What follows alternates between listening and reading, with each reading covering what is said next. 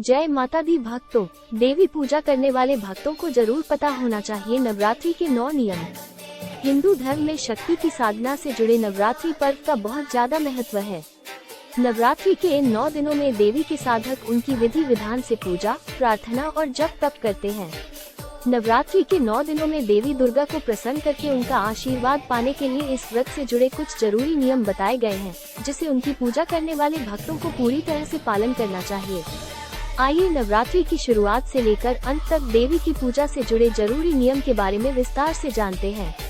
Number 1, Navratri के पहले दिन यानी प्रतिपदा तिथि पर साधक को देवी की पूजा के लिए शुभ मुहूर्त में विधि विधान से कलश स्थापना या फिर कहीं घट स्थापना करना चाहिए। इस दिन घर में शुद्ध मिट्टी में ज्वार बोने की भी परंपरा है। इसी दिन देवी की पूजा हमेशा तन और मन से शुद्ध होकर ही करना चाहिए। नंबर 2, नवरात्रि व्रत को सफल और उसके शुभ फल को पाने के लिए हमेशा पूर्व या फिर उत्तर दिशा की ओर मुख करके पूजा करनी चाहिए। नवरात्रि की पूजा करने से पहले अपने पास सभी पूजन सामग्री रख लेना चाहिए, ताकि आपको उसके लिए बार बार उठकर न जाना पड़े। नंबर 3, नवरात्रि में देवी दुर्गा की पूजा कभी भी जमीन पर बैठकर नहीं करनी चाहिए। शक्ति की साधना के लिए लाल रंग का ऊनी आसन अत्यधिक शुभ माना गया है। देवी की पूजा के लिए हमेशा अपने आसन का ही प्रयोग करना चाहिए। नंबर 4, नवरात्रि में देवी दुर्गा की पूजा हमेशा पूर्व या उत्तर दिशा की ओर मुख करके करना चाहिए। देवी पूजा में मंत्र जप का बहुत ज्यादा महत्व है। ऐसे में प्रतिदिन एक निश्चित समय पर देवी के किसी एक मंत्र का जाप जरूर करना चाहिए। नंबर 5, नवरात्रि के 9 दिनों तक व्रत रखने वाले साधक को हमेशा शुभता प्रदान करने वाले पीले या लाल रंग के कपड़ों को पहनना चाहिए। नवरात्रि में भूलकर भी काले रंग के वस्त्र पहनकर पूजा न करें। नवरात्रि में धन की कामना करने वाले व्यक्ति को पीले रंग के कपड़े का प्रयोग करना चाहिए। नंबर 6, नवरात्रि के 9 दिनों तक बाल और नाखून नहीं काटा जाता है। ऐसे में देवी के व्रत रखने वाले साधक को नवरात्रि से ठीक एक दिन पहले ही नाखून और बाल कटवा लेना चाहिए।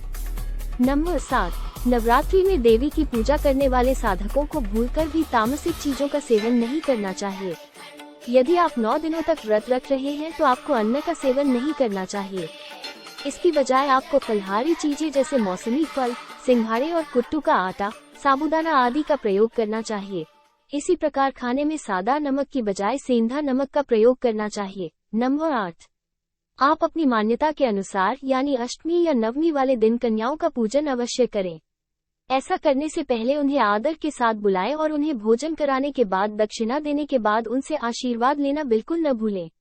नंबर 9, नवरात्रि की पूजा समाप्त होने के बाद 9 दिनों तक व्रत एवं पूजन के लिए प्रयोग में लाई गई सामग्री को बजाय किसी नदी या पवित्र सरोवर अथवा किसी खुले स्थान में डालने की बजाय किसी पवित्र स्थान में दबा देना चाहिए।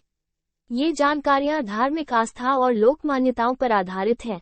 इसका कोई भी वैज्ञानिक प्रमाण नहीं है। इसे सामान्य जनरुचि को ध्यान में रखकर यहाँ प्रस्तुत किया गया है। इसी तरह की धार्मिक जानकारी के लिए चैनल सब्सक्राइब करें।